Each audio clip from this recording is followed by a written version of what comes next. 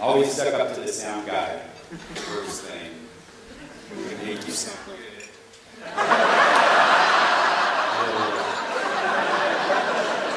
You owe me a beer now. All right. Wow, it's so wonderful to be back in Africa, back in South Africa.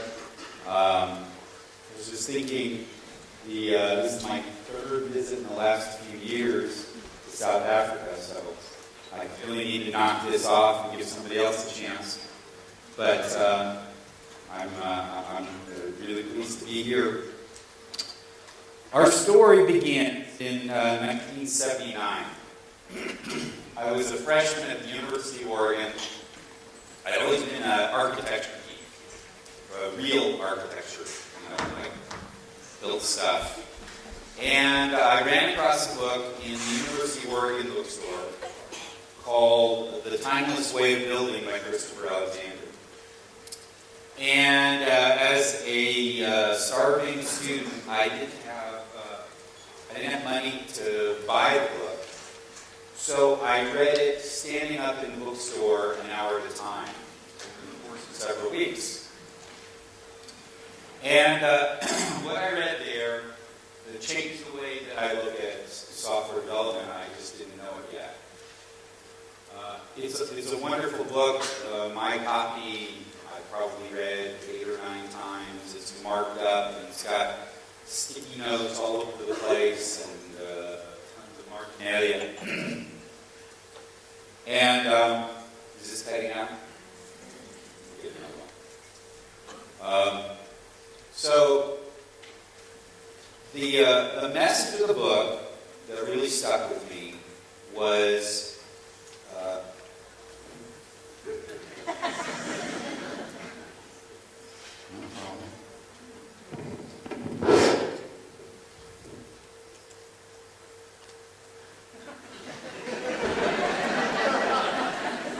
Denzel, ladies and gentlemen.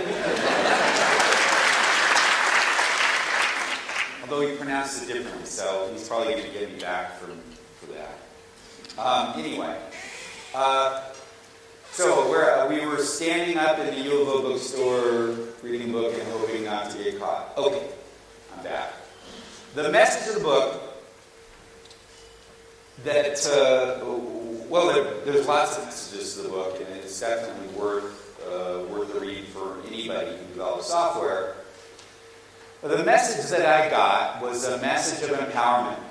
Christopher Alexander was an architect who, his book Notes on the Synthesis of Form is the basis of patterns and is definitely worth a read if you're that kind of person. He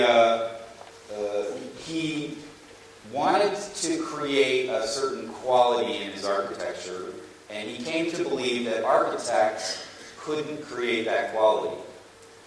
Their incentives were aligned in all kinds of different ways to what would be required to create this elusive quality. He calls the quality without a name, which everybody shortens to QUAN, which means the quality has a name, which means you need a new acronym.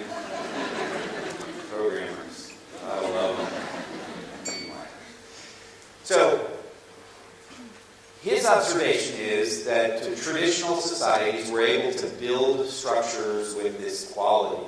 One of the most striking stories in the book for me is the story of a Japanese farmer who has a koi pond. And the koi in this pond are more than 100 years old.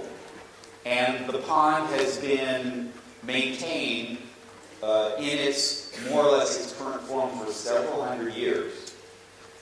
And the farmer always pauses for a couple of minutes on his way home from work to sit and watch the koi swim there. That there's something magical about this place, this pattern of where it is and what it looks like and what it sounds like and how it smells that makes it worth maintaining. Like, it's work to clean the weeds out and feed the koi, but it's worth it because this place nourishes the soul. His observation is, architects can't create that place, that moment, because their incentives are aligned completely different. Architects want to impress other architects, for example. I'm painting with a broad brush here, trying to not, if there are any actual architects in the audience, don't come rushing the stage. It's like I'm safe so far. Architects want to win architectural awards. Architects want this project to be done so they can get on to the next project. Architects want to get that next project. There's lots of incentives that don't have to do with finding this magical, elusive moment that will be worth maintaining for hundreds of years. And Alexander's conclusion is the only people who can create those places and those moments are the people who live in those places. That there's some magical fit between the context, rich, complicated context of, say, a family with all of its dynamics. And I have 5 kids, so we have lots of dynamics. If you really understand how your kids get along, your particular kids get along, can you design a house that's a perfect fit for your family? So patterns were a way of shifting power from the people with knowledge of structure and material science to the people who actually would be affected by the places that were being designed and built. I had the good fortune to spend it every other year in college in the University of Oregon music school. I was a little confused, and I ended up obviously on the wrong year. I began in computer science, and I ended in computer science. But you can do the math. It's early, but we're okay. And the University of Oregon Music Building was designed using Christopher Alexander's principles. And there was a wonderful place. It was a long, thin building with a wing going off one direction. And right there at the center, there we call it the pit. And it was a kind of a little auditorium, and there was a few steps down. It was this round place, and it was absolutely forbidden to play an instrument or sing in the pit. That was the one rule. It was the one place in the music school you could go to get away from damn music. And it was wonderful because you walked past this place 5, 6, 10 times a day. There'd be conversations going on. You'd see your friends. You'd stop by. You'd talk for a minute or an hour or 3 hours, and then pass along and go wherever else you were going. And that place was created by music professors and music students walking around with Christopher Alexander and the other architects and deciding, okay, what is it? What are the patterns of social interaction that we want to encourage in the music school? And this place, the physical structure of it, supported the social structure that tied the music school together.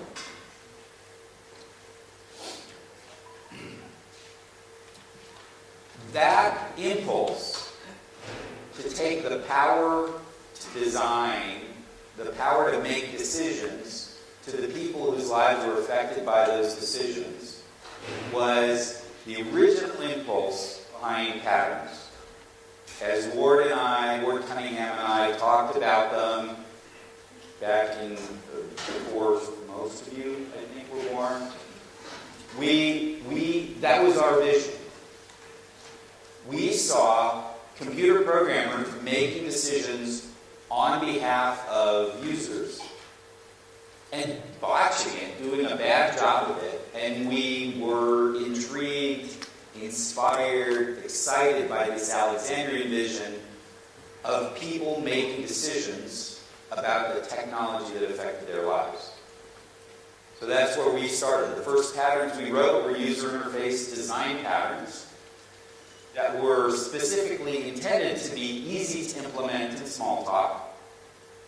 And we handed those to integrated circuit testers to design integrated circuit testing programming language environment. And they came up with a design that was completely different than anything that we would have come up with. Because we understood objects and polymorphism, but they understood testing integrated circuits. And having that power in their hands gave us a completely different system than we would have come across any other way. Fast forward to 2000. The rumblings of the dot bomb are in the distance. You can see the flickers on the horizon and occasionally hear the boom of thunder. But the party was still going on and things were going well. I was working with one of the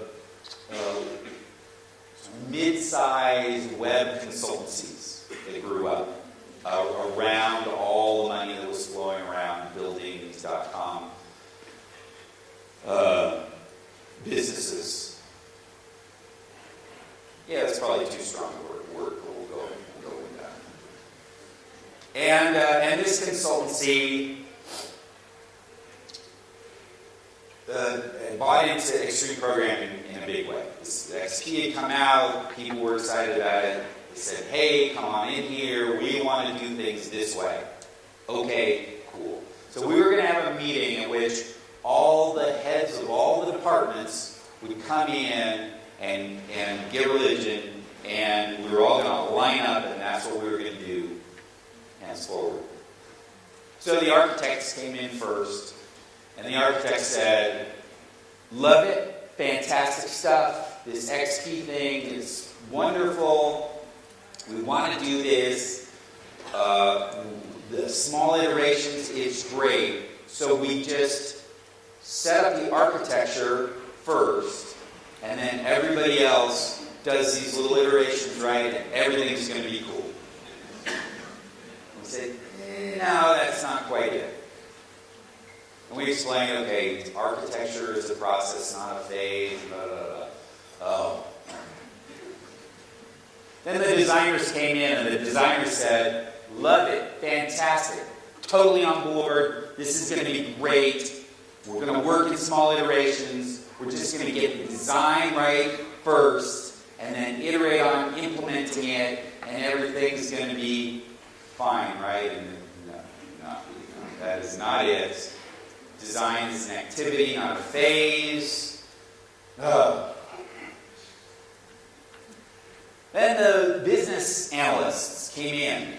Because a big part, you know how the story is going, right? Big part of the consulting business was figuring out the business model, and the business analyst said, you know what, we got all these projects, and they go badly because the business model is not figured out. So we are totally on board with this iterative stuff. We'll just get the business model right, and then implement it in this iterative fashion, and no. And by this time, the core of us who was trying to bring XP into this, we didn't even have to talk. Now the architect said, no. If I don't get to be first, you don't get to be first. Business modeling is a process, not a phase. We're all going to work in iterations together. And then the operations people came in, and that one was short. It was they just kind of like, yeah, we're on board. No, you can't. Don't even go there. It's activity, not a phase. Get over it. And we proceeded. But that impulse, I always remember that story, that impulse to say, it's a parade, and as long as I get to be, I don't know, do you have drum majors? Is that the guy with the big hat and the pointy stick and the strutting stuff. Everybody wants to be that guy in the front of the parade, and everybody else has to be in the back. But a parade is just a lousy model for how this style of development works. It's more like, you have a three-legged race? So it's like a N plus one-legged race, where we got everybody, and we're all tied together, and we can only go as fast as the slowest person, and we can only do that if we walk in sync. But that shift between, hey, who gets to be in the front of the parade and wear the big hat, and hey, we're in this together, that one just seems to be a really, really hard one to manage. Now, I've stayed out of the this is a complicated talk, so I had to write it out before I started. I've stayed out of that Agile commentary for the most part. I'm here because it's Africa, not because it's Agile.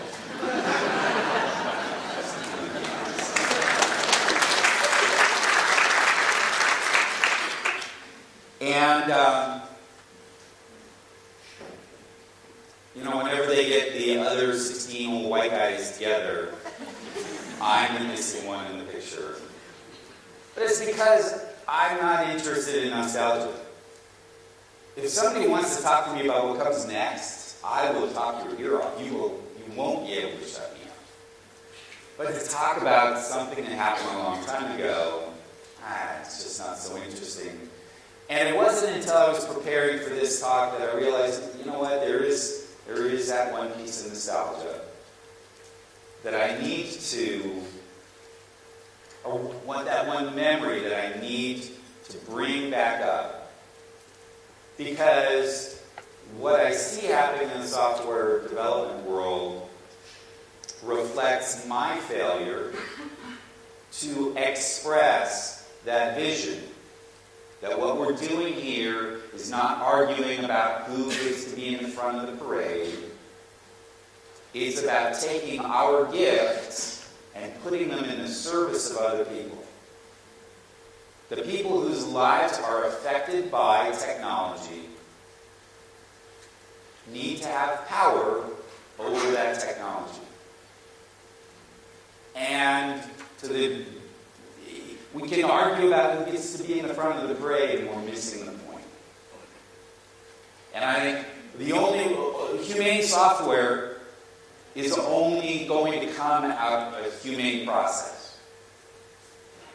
And if we focus on that, we'll have a completely different experience of software development than focusing on who gets to be in the front of the parade.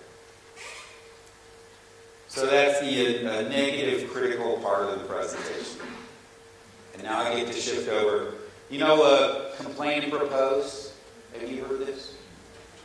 It's a lesson I learned from an executive at Apple named Jean-Louis Gasset, who's a wonderful guy, and I happened to have breakfast with him the other day, and he kicked my ass again.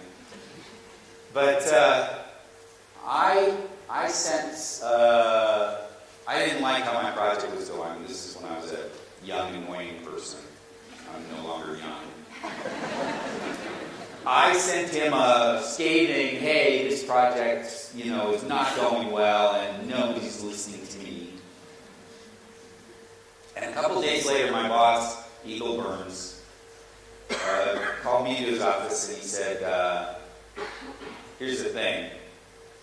If you're going to complain about something to an executive, always propose the solution. Because he's going to tell his report, he's going to tell her report, he's going to tell her report, he's going to tell me, he's going to tell you, what do you want to do about this, punk? So just short circuit all of that, and if you're going to complain, always propose a So that's where. Oh, boy, I usually get lost in those subsidiary stories, but every once in a while it just goes away.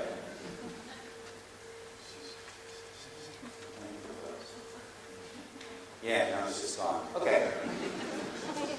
So, complain and propose. That's right. Because I just complain, now I have to propose. I have to propose an alternative. It was much simpler. I was making it too complicated. About the fourth level of story and a story and a story. No, I don't do that. Anyway, okay, so I'm going to propose an alternative. Style of software development is a very different focus. Now, I only have a half hour left, so it's going to be simpler than some descriptions of software development you may have seen from other people who talk about styles of software development. But I'm okay with that. So, I work with a company called Andela. Do you know about Andela? It's the mission is to train 100,000 world-class software developers in Africa in the next 10 years. And they do it with this interesting hybrid business model. It's like a university / contracting firm. So people come in, young people, I mean you're all young people, but people come in, they're trained for 6 months, and then they are placed with U.S. and European companies remotely as remote team members while their training continues. 4 years later, they come out with tons of experience and careful training, and actually the company's only 3 years old now, but the trainees, the fellows they call them, are just amazingly bright, and I just love going there. And their biggest office is in Lagos. So I was just there last week. I was there also in December, and I don't know if you've been to Lagos. It's different.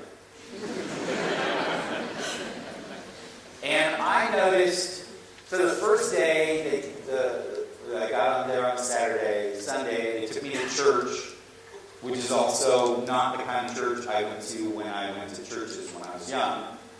But afterwards, we needed to get from point A to point B.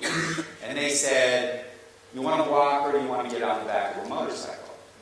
Now, I've been walking around Lagos streets a little bit, and I was extraordinarily uncomfortable.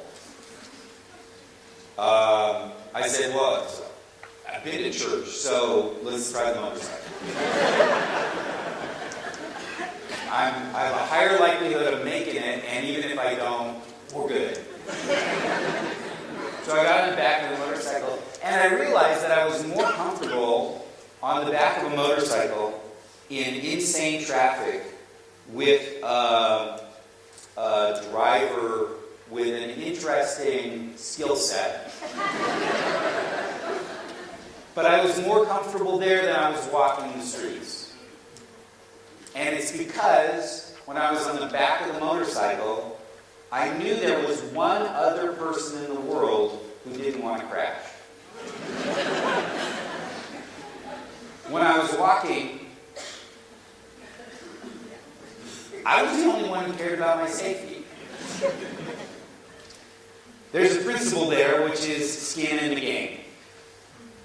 Consequences align with authority. If you have the authority to make a decision, if that's going to cause pain, you need to be the one feeling that pain. If there's going to be benefit, you need to be part of feeling that benefit. If I think about the times I've talked to dysfunctional software development teams, and yes, it's happened, there was always some misalignment between authority and responsibility.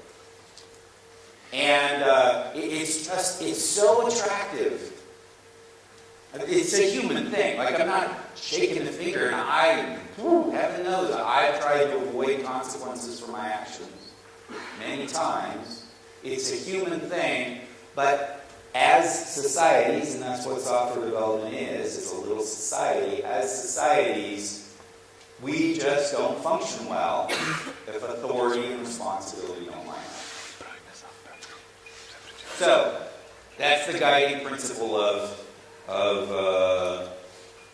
whatever we're going to call this new thing.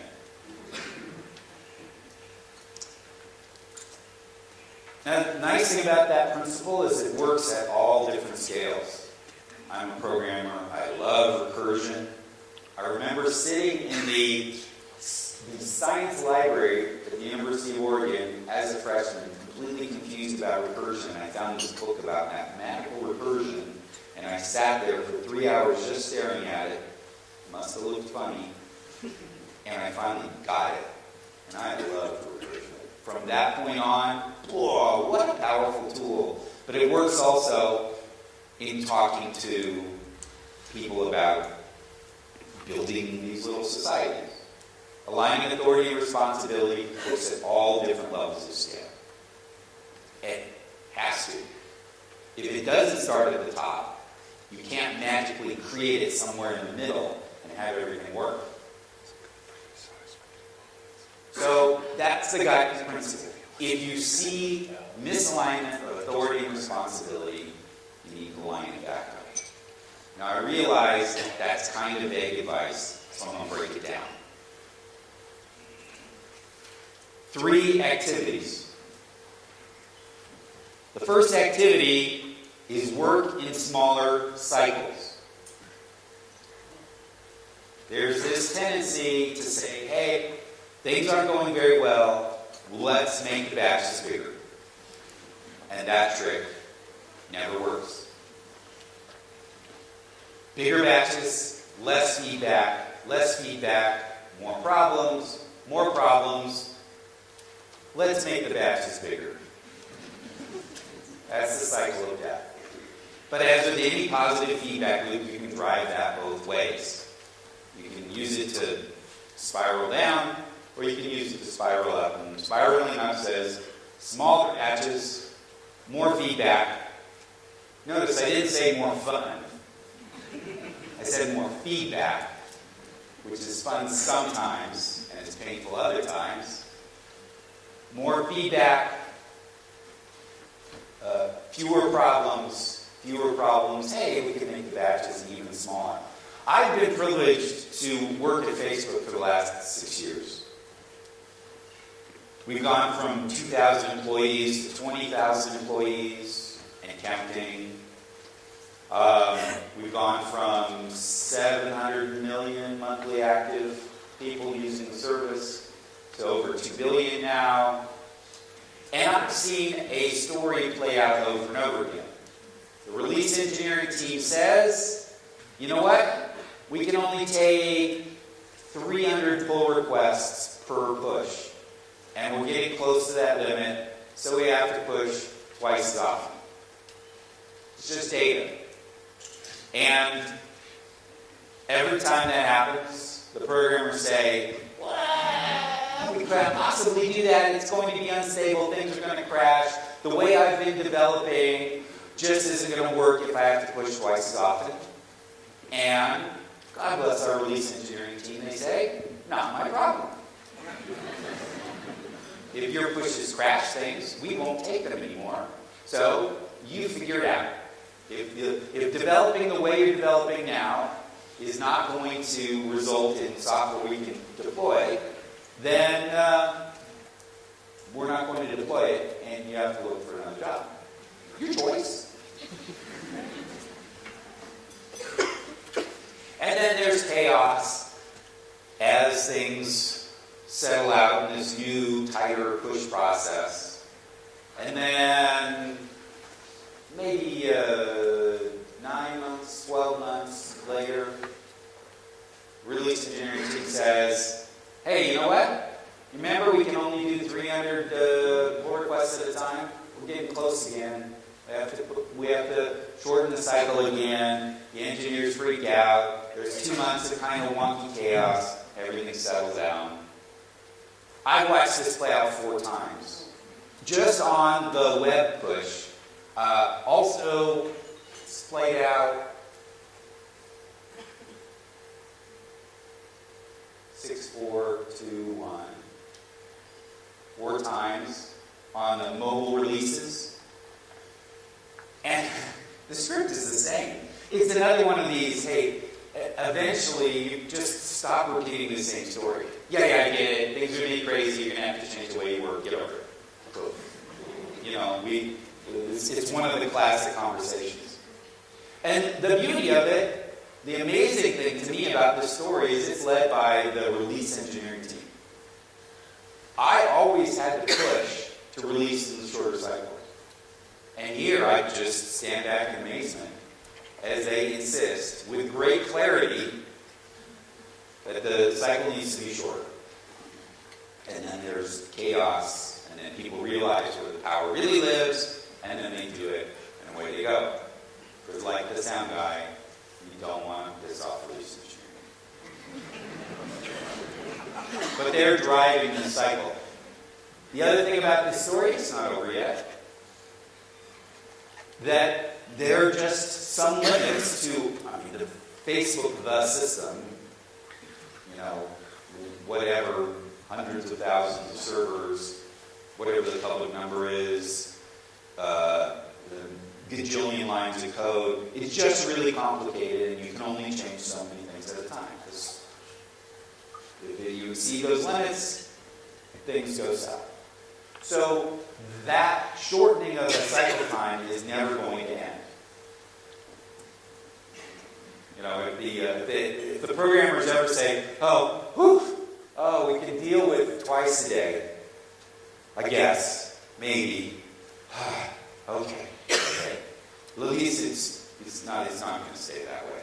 You just have to get over it, because the time will come, if you want to put more pull requests per user time into the system, you have to release more frequently. So that's the first activity, work in shorter cycles. Whatever your cycle is, make it shorter. And by cycle, I mean an ever-expanding understanding of the system as it's actually used. So the first XP team at Chrysler came up with this beautiful phrase, end to end is further than you think. Because as far as we ever tested, there were bugs on the far side of those interfaces. So when I say work in shorter cycles, it's not, work in shorter cycles and cover less of the system. I mean, work in shorter cycles, that encompasses more of the system.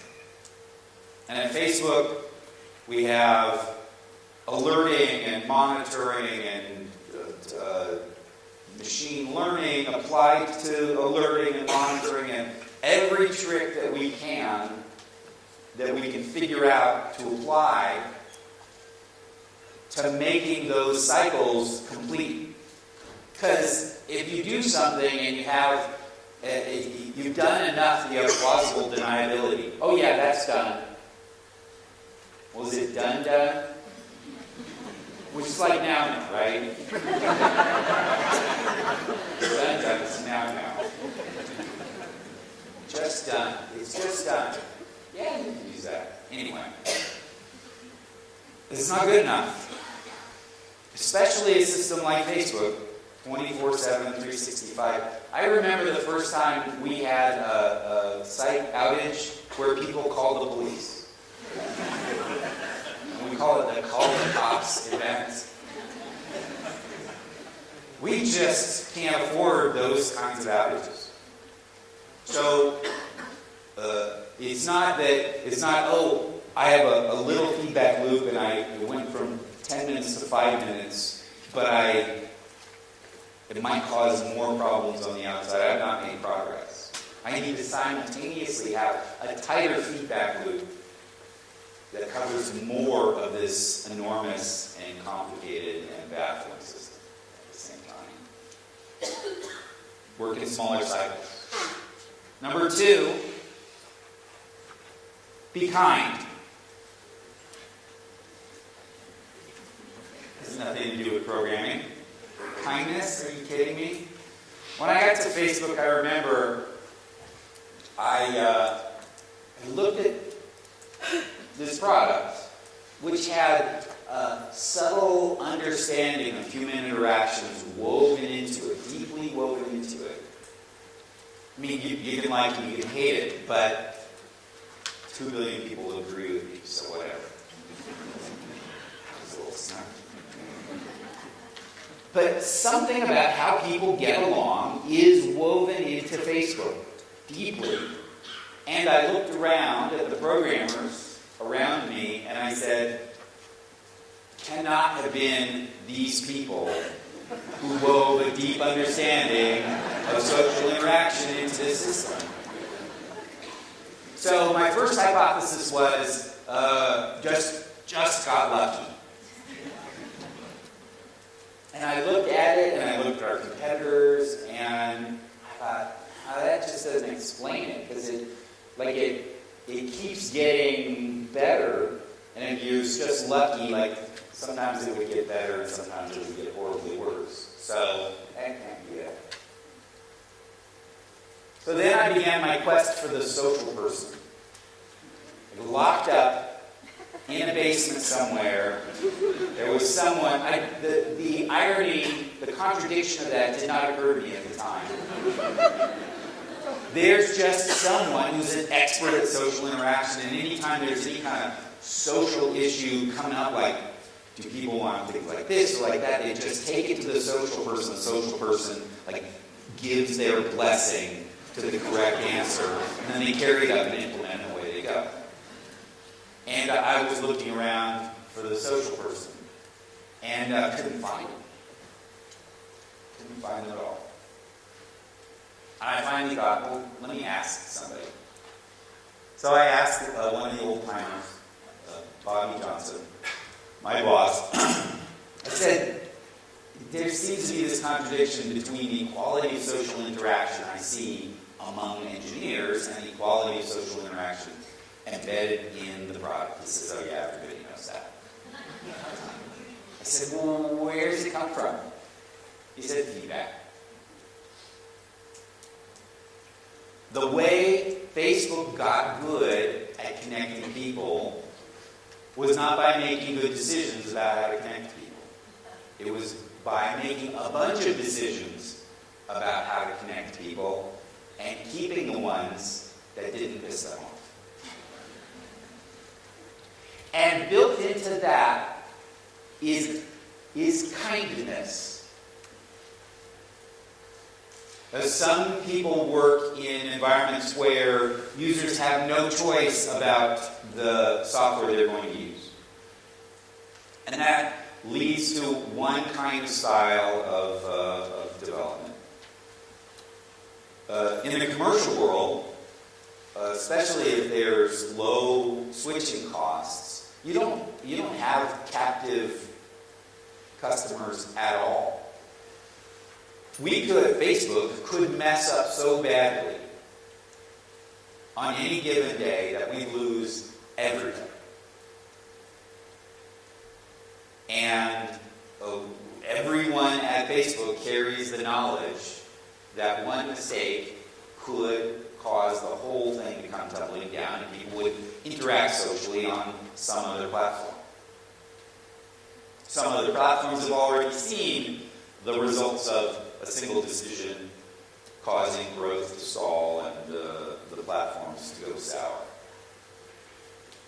So that impulse, though, to pay attention to what the person whose life is affected by the decisions you're making, to continue to pay attention to them is a form of kindness. Kindness also works inside the team. We pride ourselves at Facebook for giving each other tough feedback when necessary. The phrase is, feedback is a gift. And my memory of Christmases and my aunt is that gifts are not always wanted. But even in the middle of delivering what's going to be tough feedback, you can be kind about how you deliver it. There's a big desire to be honest, and I jumped ahead. That's number 3. Honesty is no excuse for being a jackass. These societies that build software are relational and not transactional. Some requirements come in along with the Red Bull and some pizza, and software comes out. That's one way to model software development, but it misses all of the relations, the human relations, that actually go into making software over a long period of time. It's a relational business, it's not a transactional business. And kindness is the beginning of relationships.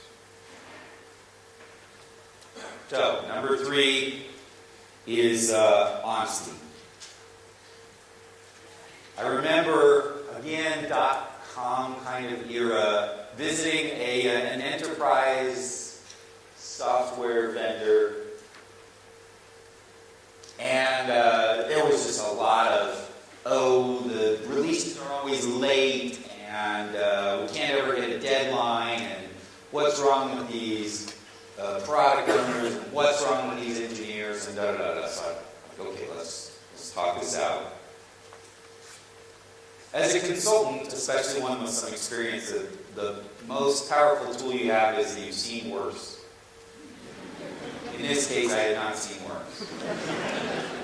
But I figured, okay, let's just get people talking. So I talked to the engineers, and they said there was a release coming up, and they said, we're going to miss the deadline. Well, what's the real date? Well, it's going to be 2 months in the future.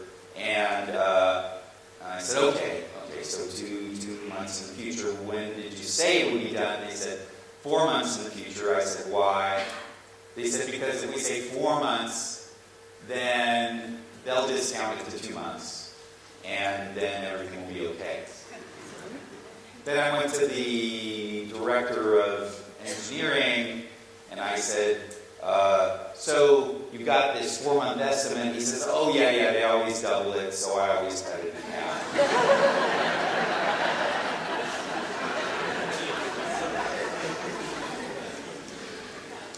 Oh, and I thought, my goodness. Like, I realize I'm an engineer, but I do have a way to optimize this process. The problem is, it would be scary. It would be scary for the engineers to say, hey, it's going to take 2 more months. And it would be uncomfortable for an executive to get an estimate and not try and figure out, well, what does this really mean? Right? That's not the relationship. That's not the way, the expectations that flow between these people. But honesty is going to work better over time than all this shenanigans with all the arithmetic. Because, like, what if your ratios get out of sync? You know, somebody multiplies by 4, and somebody else divides by 3, and then nobody knows anything. Like, you could just say the dates, and then deal with the consequences. Honesty works inside the team. This was at dinner the other night, and we were talking about the most awkward moments, and the hygiene conversation came up. Who here has had a frank discussion of personal hygiene with a coworker? Oh man, that's awkward. Whoa.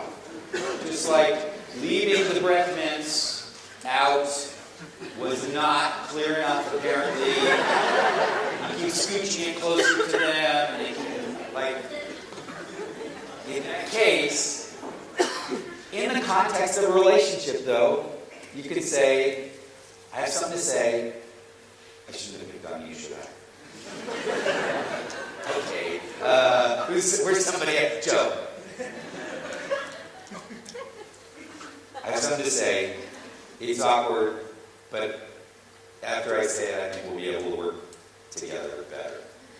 And then you say it. And then it's awkward. And then they start showering and things are better.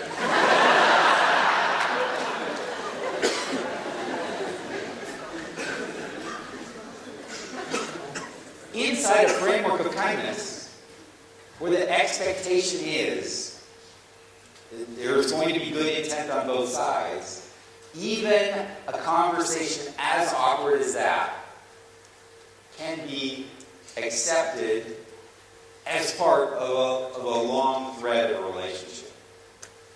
To the degree that we hold each other off and we try and treat each other as abstractions, yeah, that's like hey, none of your business. But inside of a relationship, it's like, oh, that must have been hard to say. Yeah, okay. So, how do you spell that? And then you can get on with your relationship. But if I have to sum up software development in the shortest number of comments, that's it. Skin in the game, align authority and responsibility, is the overriding principle. Work in smaller cycles. Cycles have to get better and shorter at the same time. Be kind and be honest. I think if you start there, you're going to be able to work out the details on your own in your particular place with its particular context, its particular history, its particular challenges. Those details you'll be able to shape in the same kind of way that Alexander was talking about, because you understand your context better than anyone else does. In the process, you'll learn more about your context. You'll learn more about the social interactions and how they come to create value. But taking a prescription from someone else is never going to fit your particular situation. And making that prescription more specific and more precise is not going to help this problem. Because the person involved, the person who's feeling the effects of this, and the person who has the knowledge is you. So aligning authority and responsibility for the software development process means that each team is going to have its own process. And expecting someone else to come along and to tell you how you should develop software is just never going to work.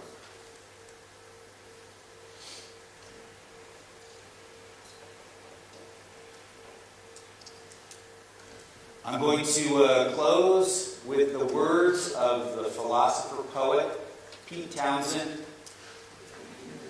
who said, and I quote, "Meet the new boss, same as the old boss, we won't get fooled again."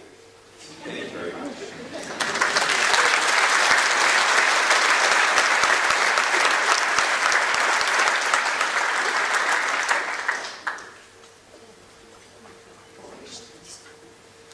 What? Are you taking questions? Don't have to. Sure. We have time, right? Yeah. All right. Bring it.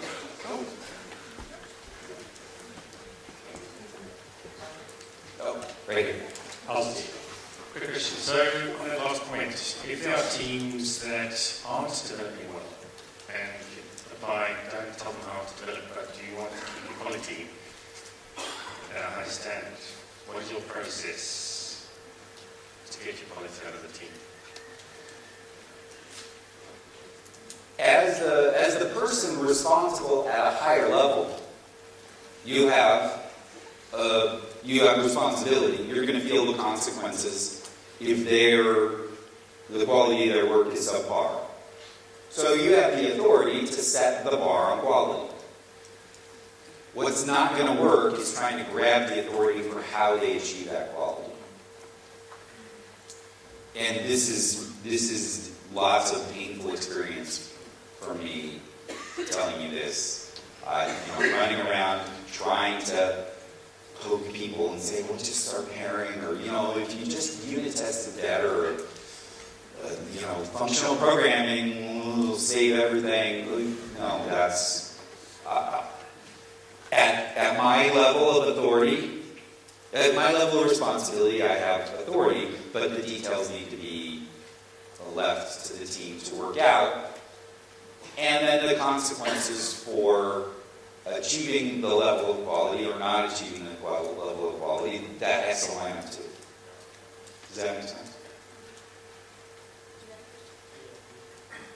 As a kid, can I ask you a question about some theory? How do you define kindness in a team? When you say kindness in a team, you don't mean that you've got a job to do. You don't want me to lovey-dovey type of thing. So, what are the boundaries of kindness?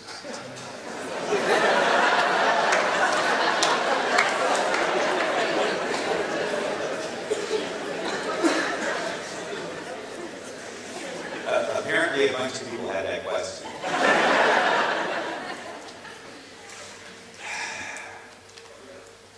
So I'm not a naturally kind person. I've had to build my sense of kindness kind of from scratch. So since it doesn't come naturally to me, there's particular moments when I notice that I'm being unkind. For example, assuming good intent. I'm going to begin a conversation assuming that you're not out to get me in this conversation.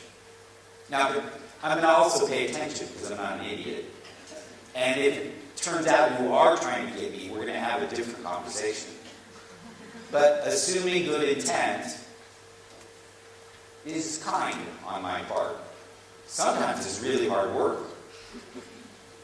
But if I assume good intent and you're saying stuff that just doesn't make sense to me, I can say, well, all right, so let me see if I understand your perspective. As opposed to, user,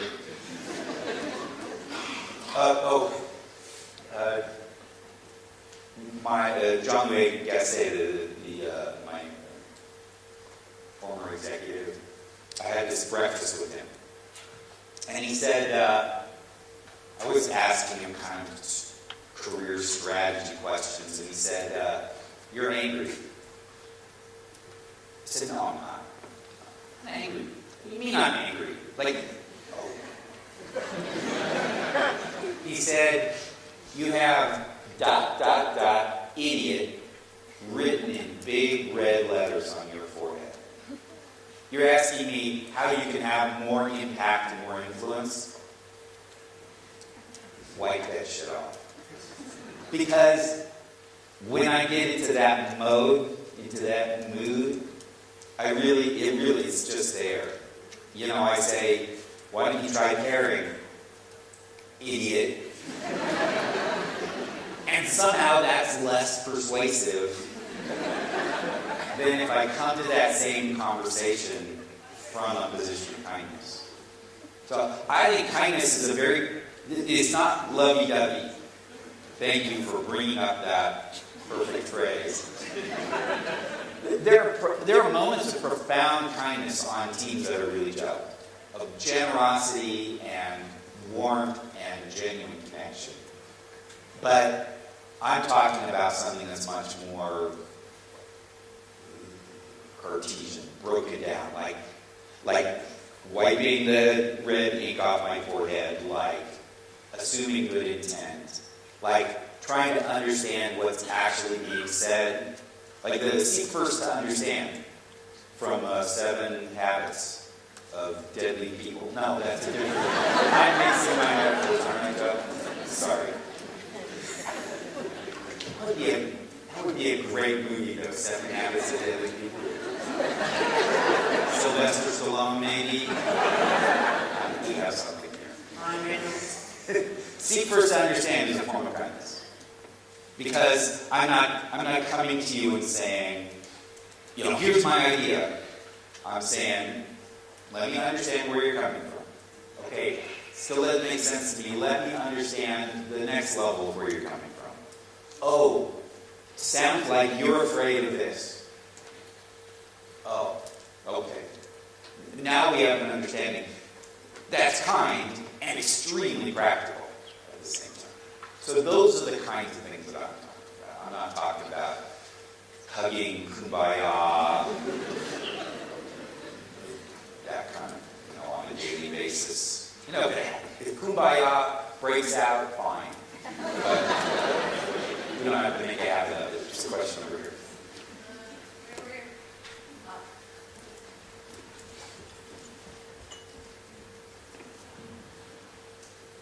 On the kindness again. Okay, so as a company that's sort of a tertiary provider to another company that then has clients. So it's not like Facebook where Facebook has a person directly on the other end. As a tertiary provider to a person somewhere down the line, down there, my question is, I want to provide the person kindness. I want to listen to there's an incident in Canada where they were building this whole system for the people, the medical nurse industry, where this could capture stuff better and faster. Nobody actually ever sat down with the nurse and said, okay, what do you want? I kind of feel like we sometimes do that. So my question basically is, how do we as a tertiary provider give that person kindness while still having to go through the secondary business? Because ultimately the way I see it is, if the person at the end of the line, however many clients we have to go through, businesses we have to go through, if that person is happy, they will go to that provider more, and then that provider will come to us more, and therefore it'll encourage other providers to come to us. But how do we, as a software development company, get to that user at the end of the line and give them what they want while still going through the business? So the most powerful technique I've ever found is going and sitting.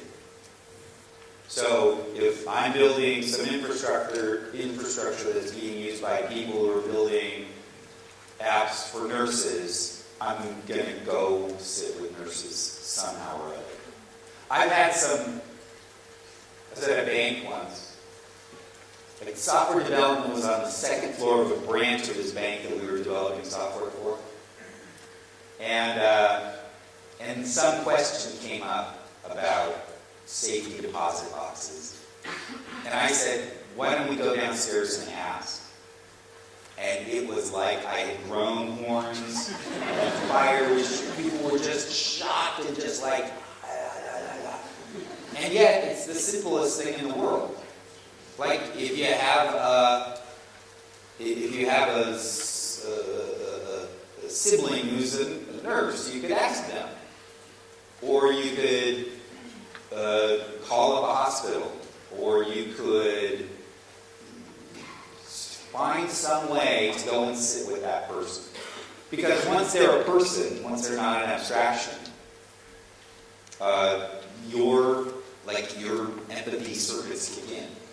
You're going to be a better engineer as a result. This is not empathy as a, hey, we need to stop being quite so rational. We're not rational in the first place, but this is empathy makes you a better engineer. So person-to-person contact is the best way to spawn that. Even if you can't talk to all the nurses in Canada, it's okay if you have that connection. So maybe you go to the people you're vending to and you say, hey, we'd like to talk to some nurses. Or you just skip it and you find somebody in Starbucks with a white hat and scrubs on, and away you go. But I don't know of a more powerful tool than that for creating that kind of bond. So I'm always going to come up with some variation of go find somebody and talk to them. Last one. On the topic of aligning consequence with authority, in the corporate structures, very often responsibility and authority don't align. So what I'm responsible to do, I actually don't have the authority to make the decisions. Then consequence aligns with what I do. How do you go about aligning those things? Well, sometimes under the pressure of giving a talk, I say something that's smarter than I knew I was. and which is one of the reasons I really like giving talks. It's also where all the tweets come from, so now you know my secret. And just now, I mean, in the recent past, during the talk, when I said, if authority and responsibility don't align at the top, you can't somehow magically align them in the middle. I don't know. You can bubble up a certain amount of it from the bottom up. Okay, we're just going to decide that if we have a bug, we're going to fix it, and it doesn't matter what time it is. Okay. But as that goes up, at some point it's going to meet this authority-responsibility mismatch, and it's going to go haywire. And we're going to be feeling negative. I mean, the typical one is we feel negative consequences for actions we didn't take. And that feels awful, and it causes us all to do a less good job of engineering. And ultimately, everybody pays the price for that. I don't know, this is not my gig, going to CEOs and saying, let me first understand, ... That's why I don't go there. Because, anyway, does that answer your question? It's just always going to be a pain. And there's really, if it doesn't come down from the top, you're always going to feel it. So, that's it. That's it. Thanks very Thank you much. all so much for your time. Thank you.